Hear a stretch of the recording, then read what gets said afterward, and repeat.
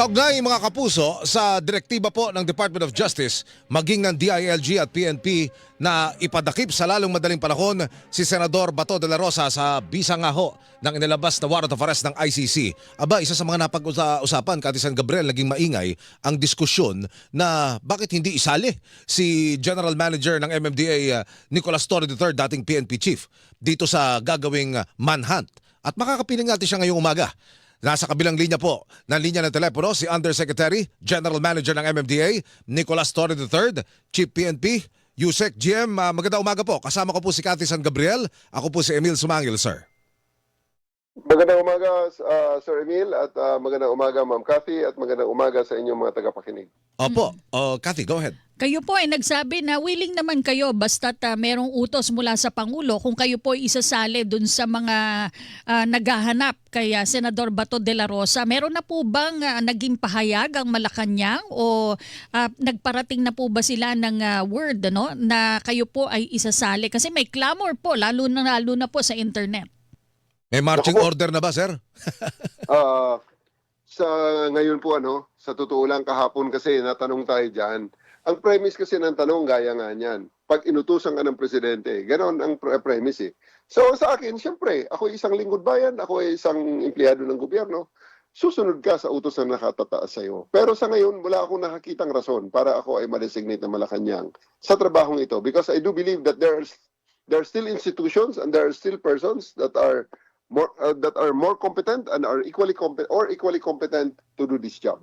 Kasi lagi daw po natatakasan yung mga naghahanap, sir. Kaya kayo ang sir kayo hinahanap. Maraming salamat po sa tiwala. Pero sa akin, ako'y naniniwala pa rin na ang ating gobyerno, ang mga institusyon at ang mga sistema ay gumagana pa rin sa ating bansa. Okay. Sir, kung sakali ho na kayo ay i-assign dyan, itap kayo, ang MMDA ho, paano kayo makakatulong, sir, dito sa manhunt? Unang-una.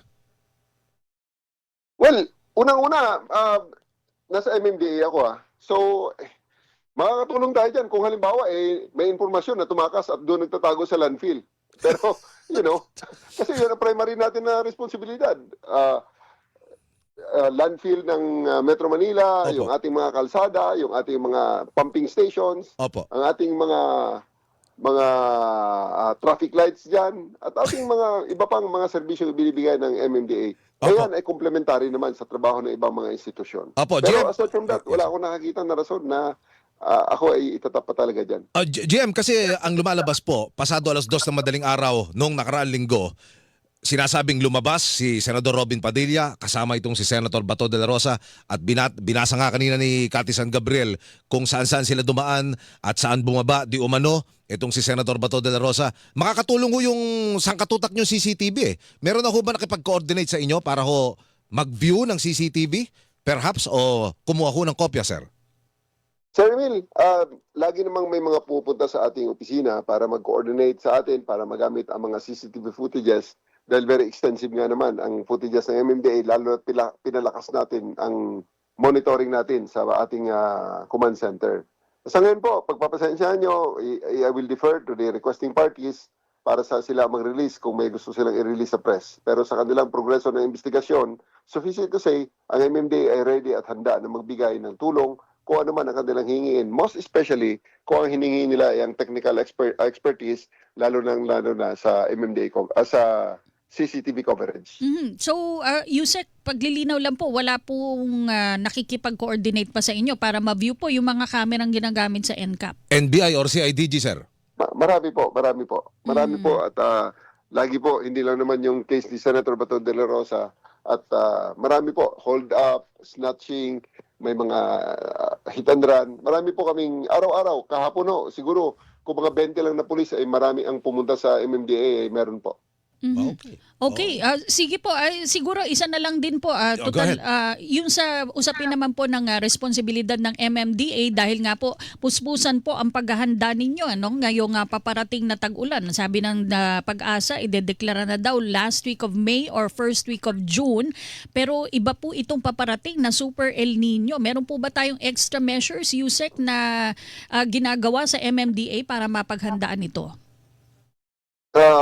Ang paghahanda natin sa lahat ng mga weather disturbances at saka ito nga, ang napapansin nating epekto ng climate changes, ay continuous po yan. Matagal na po ang MMDA na nag-prepare regarding that matter at pinakamalaki dyan ang pinaghahandaan namin ang ina-anticipate nating mga pagbaha.